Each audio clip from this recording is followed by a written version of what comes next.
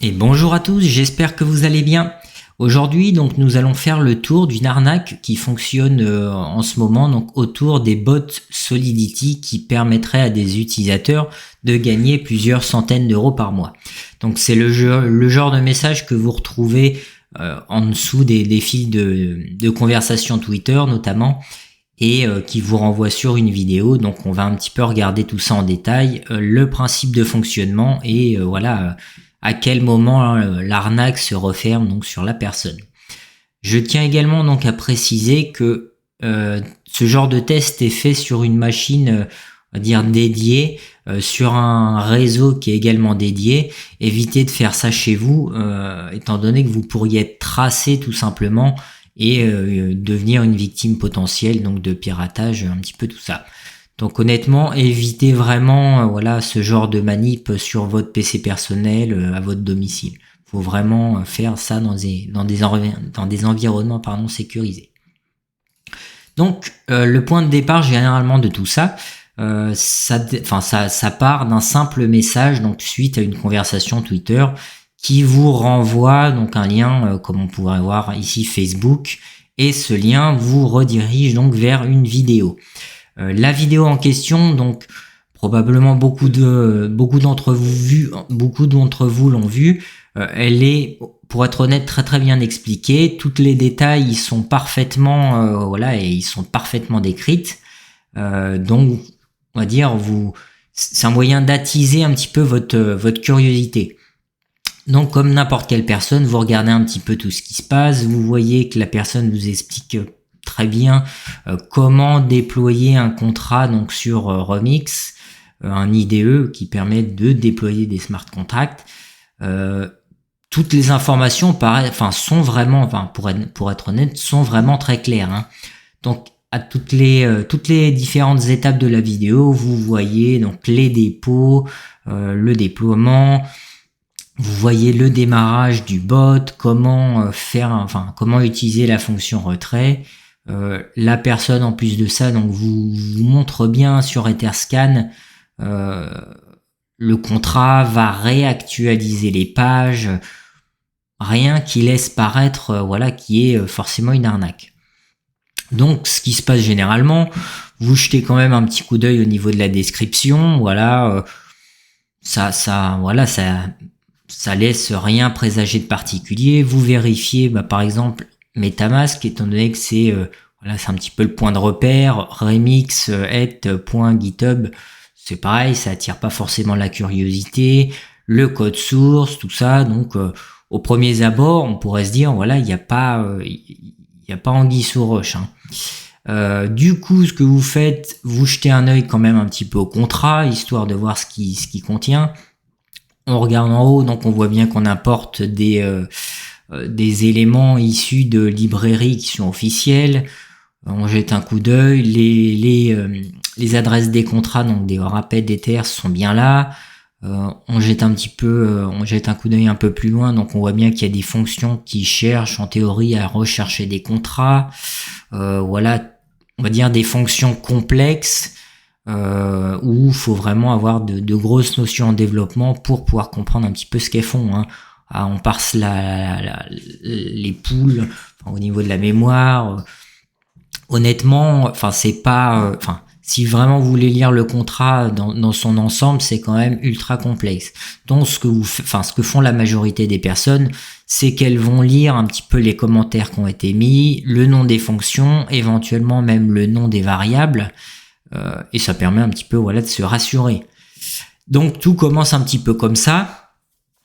Finalement, vous réfléchissez un peu. Il y a pas mal de commentaires qui sont positifs, ainsi de suite. Vous allez tenter le coup. Vous cliquez sur le lien qui vous mène donc à l'éditeur. Vous arrivez donc sur l'interface de Remix IDE. C'est vraiment conforme un petit peu à la vidéo. Vous créez le fichier bot.sol, vous le collez ici. Par acquis de conscience, vous jetez quand même un petit œil pour voir si tout est un petit peu conforme à ce que vous aviez mis.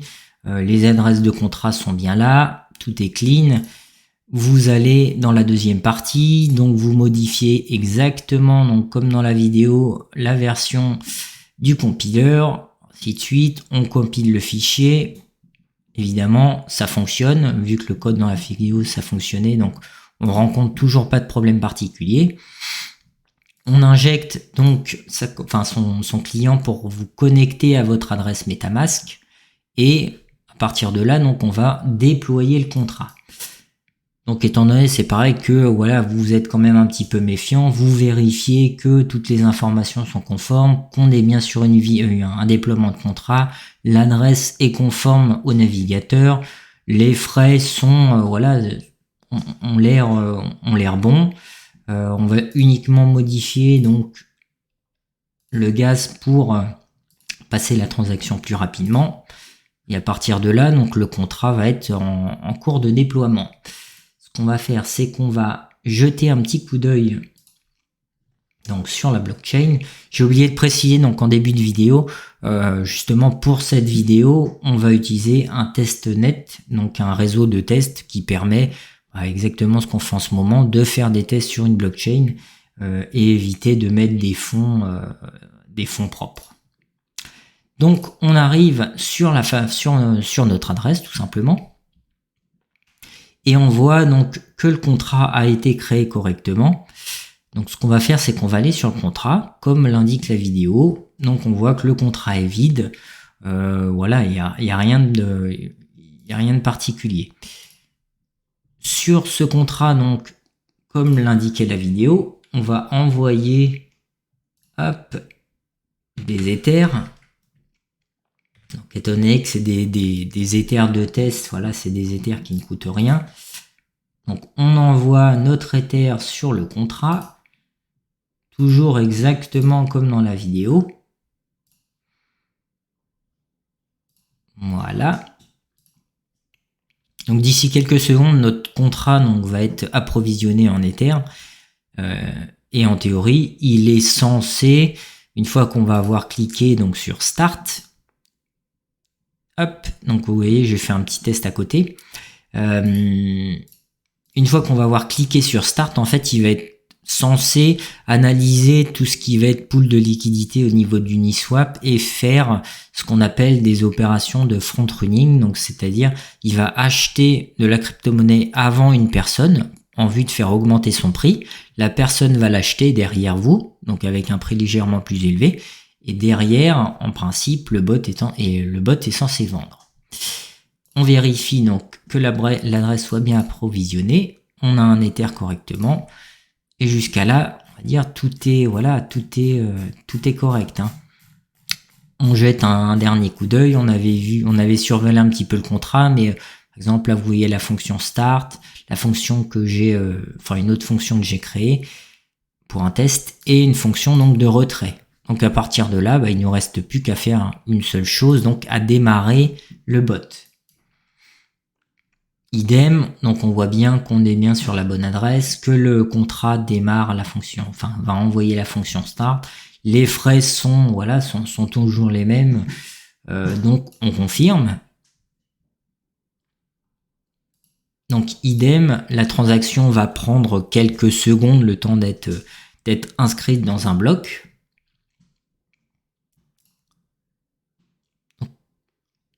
Ça prend généralement un petit peu de temps, étant donné qu'en plus de ça, c'est le réseau de test. Donc je pourrais pas vous dire si les blocs sont produits à la même vitesse, mais voilà, il faut toujours attendre un petit peu.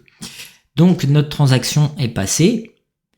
Hop, on va attendre, on va rafraîchir une deuxième fois. Notre transaction start est bien passée et on pourrait se dire, ok, je vois que mes Ethers ont été débités, ça doit être normal, ça doit faire partie du processus de recherche. Bon, on peut être un petit peu inquiet quand même de ne plus voir ces Ethers parce que dans la vidéo, a priori, la personne conservait ses Ethers. Admettons, quelques heures passent finalement et on décide de retirer ses fonds tout simplement. Donc, une nouvelle fois, on va utiliser la méthode pour retirer ses fonds. Voilà, on utilise des frais de gaz élevés, histoire que ça prenne pas trop de temps. Et en théorie, on devrait retrouver notre Ether, et éventuellement, si ça s'est bien passé, un petit peu plus derrière de crypto-monnaie. Donc c'est le but, hein. Je vous rappelle de ce que le bot essaie de vous vendre, finalement, c'est des opérations de front-running qui vous permettent de tirer profit à chaque fois qu'il y a des échanges.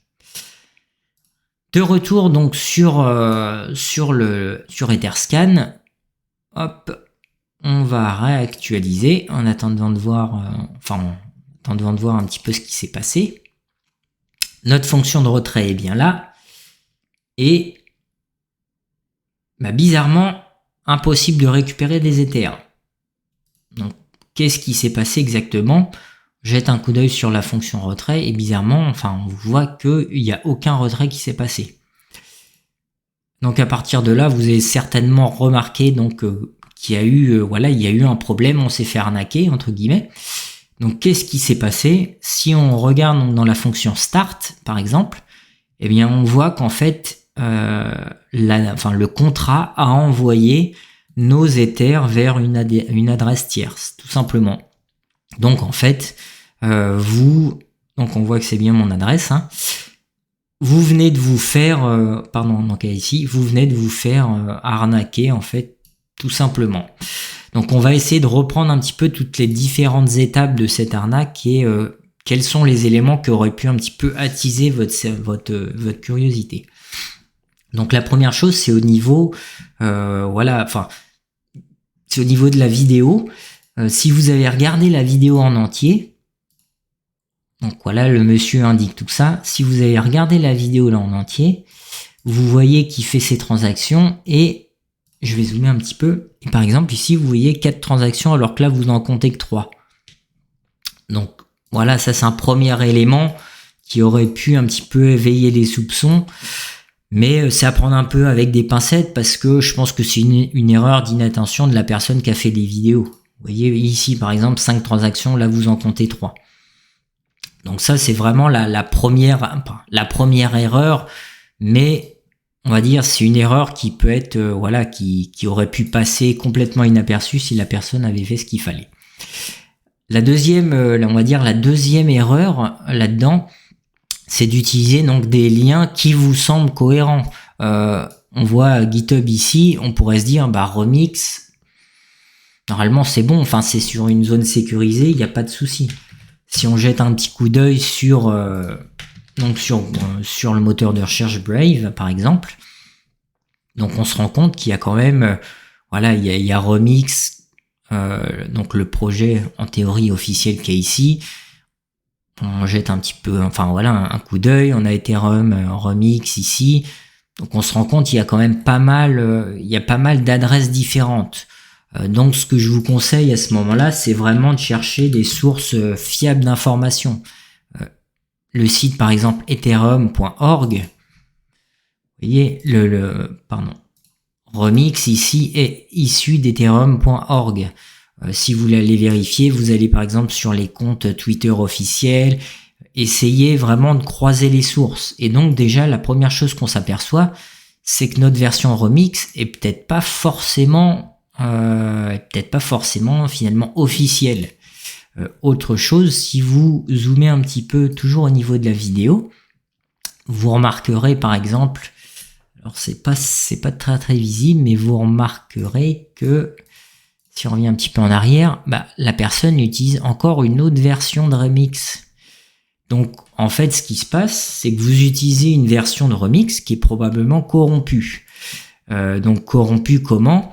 La version, en fait, finalement, fonctionne correctement parce que c'est une copie de l'original, tout simplement. Sauf qu'au moment de déployer votre contrat que vous avez écrit correctement, eh bien, vous avez tout simplement une fonction JavaScript par exemple qui, au lieu de vous envoyer les paiements à vous, va remplacer, admettons, cette variable là par l'adresse du pirate, tout simplement. Ou alors, je sais pas, par exemple la fonction start, au lieu qu'elle ressemble à ça, va, comme dans notre cas par exemple, va remplacer ces éléments là en disant écoute, dès que tu démarres la fonction start, tu envoies tout ce qui se trouve sur l'adresse vers une autre adresse. Donc tout simplement. Donc c'est vraiment une vulgaire tentative de phishing où voilà, vous n'avez pas suivi la bonne adresse. Et enfin, vraiment la faille au niveau du robot finalement vient même pas forcément de l'IDE. Pour vous donner un exemple, donc j'ai déployé donc le même contrat identique que nous avons copié, que nous avons un petit peu passé en revue très très rapidement en utilisant donc Remix sur Ethereum. Et qu'est-ce qui s'est passé? Donc la fonction start, pareil, une fois lancée, a envoyé les Ethers qui se trouvaient sur l'adresse. Alors vous allez me dire comment c'est possible alors que le contrat, il semblait faire des recherches dans le même pool, tout ça, voilà. Il y a rien qui laisse, il y a rien qui pourrait laisser présager ce genre de choses. Et ben en fait, c'est là où est tout le problème, c'est déployer un contrat que vous ne maîtrisez pas finalement. Vous allez en gros faire confiance aux personnes qui l'ont écrite sans forcément comprendre ce qui leur tourne. Pour faire vraiment simple, en fait, la fonction qui va appeler en théorie le même pool va stocker des valeurs. Donc par exemple, si on prend le même pool ici, cette valeur-là, si on va un petit peu plus loin, qu'on prend un convertisseur, ce qu'on appelle décimal, vers hexadécimal, on convertit et là on retrouve voilà des valeurs en hexadécimal. Si on compare ces valeurs hexadécimales à la fameuse adresse vers laquelle ont été envoyés des fonds, et ben on va retrouver donc 530F, on retrouve en fait on retrouve des morceaux un petit peu de l'adresse qui a été finalement régénéré par le biais de la fonction. En gros, cette fonction-là va reconstruire l'adresse avec différentes formules mathématiques, tout simplement. Donc, en gros, au moment où vous allez appuyer sur la fonction start, vous allez recréer l'adresse et envoyer le paiement à l'adresse du pirate, tout simplement. Donc, vous voyez, même en utilisant finalement un compilateur officiel, le résultat aurait été absolument le même. Par ailleurs, petite alternative, donc ça c'était une des méthodes, il y en a une deuxième, donc Doc Marmot m'a transféré, qui fonctionne un petit peu de la même manière, j'ai pas forcément le code source, mais le résultat est le même, où vous allez donc créer votre contrat, vous allez envoyer donc une somme en Ether sur ce contrat, vous allez démarrer donc avec la fonction start, vraiment à l'identique, sauf que là, en fait, les Ethers restent sur l'adresse, sur le contrat en question et ne sont pas débités. Donc vous dites, il y a quelque chose de bizarre. Donc ce qui se passe dans ce cas de figure, c'est que le contrat en question, quand il va démarrer, il va envoyer un minuscule fragment d'Ether à une adresse. Et cette adresse-là, en fait, c'est la seule qui va avoir la possibilité donc de récupérer ce qui se trouve sur le contrat. Donc votre contrat qui est ici, c'est cette adresse-là qui va être en mesure de pouvoir récupérer. Et donc, sur l'adresse en question, finalement, on retrouve toutes les adresses qui se sont fait avoir. Donc là, par exemple, tous les contrats où on a un way, la plus petite unité de valeur d'Ether, en fait, tous ces contrats ont déployé une version compromise. Vous retrouvez, par exemple, là, un contrat avec un Ether dessus. Vous retrouvez, je sais pas, au hasard, celui-là, un contrat avec 0,61 Ether dessus, et ainsi de suite. Toutes ces personnes, en fait, se sont fait arnaquer par ce fameux contrat. Et donc, vous doutez bien, au moment de retirer les fonds, la fonction a été modifiée de façon à afficher un message d'erreur en indiquant à la personne, écoutez, vous pouvez pas en gros retirer, pour que le bot fonctionne, il faut mettre au moins 0,5 Ether dessus. Donc voilà, vous avez compris un petit peu la technique. Donc cette arnaque-là, pour le coup, est vraiment très très subtile. Donc il y a tout un tas de paramètres qui rentrent en jeu. Mais ce qu'il faut vous dire honnêtement, c'est que l'argent ne tombe pas du ciel. Une personne qui propose ce genre de choses, il y a forcément quelque chose qui se passe derrière. Personne ne partage une solution pour gagner 750 € par jour. Sinon, voilà, sinon tout le monde serait riche et il y a forcément quelque chose derrière. Donc voilà, si vous tombez sur ce genre de choses, plutôt que de foncer tête baissée, ce que je peux vous conseiller, c'est vraiment de demander autour de vous. Demandez l'avis à un expert, que ce soit moi, Doc Marmotte, ou même d'autres, on va dire d'autres personnes qui sont réputées dans le milieu, qui pourraient un petit peu vous conseiller. Ou alors, n'hésitez pas à demander un petit peu l'avis à une communauté, donc comme The Crypto Mask ou chez les Diggers ou d'autres communautés. Vraiment, voilà, ne foncez pas tête baissée dans ce genre de choses. Et posez-vous aussi la question de savoir, finalement, d'où vient l'argent et comment, enfin voilà, est-ce que vraiment c'est possible de faire ça? Sachant donc, pour la petite parenthèse, il n'est pas possible d'interagir donc avec ce qu'on appelle le mempool, qui est une mémoire tampon, on va dire, avant que les transactions soient incluses dans les blocs. C'est vraiment réservé à ce qu'on appelle les clients Ethereum, donc comme Open Ethereum, donc de Parity, ou alors de Get, qui est Go Ethereum. C'est vraiment des choses complètement différentes. Donc, ne vous faites pas avoir, faites attention, l'argent magique ne tombe pas du ciel, et si vous ne savez pas, demandez, posez des questions, même, que ce soit en DM ou autre, n'hésitez pas, ça vous évitera de perdre de l'argent par des arnaques finalement aussi sophistiquées. Donc si vous avez aimé, n'hésitez pas à liker, à partager, puis à me dire en commentaire si vous avez eu ce genre de mésaventures, et si si vous avez des questions, si vous avez vu d'autres choses, n'hésitez pas, donc ça sera vraiment un plaisir de vous répondre. Et bien voilà, c'est la fin de cette vidéo, donc j'espère que cela vous aura plu. Encore une fois, n'hésitez pas à vous abonner, à liker, à me laisser un petit commentaire, ça fait toujours plaisir. Et je vous retrouve sur Twitter. Salut!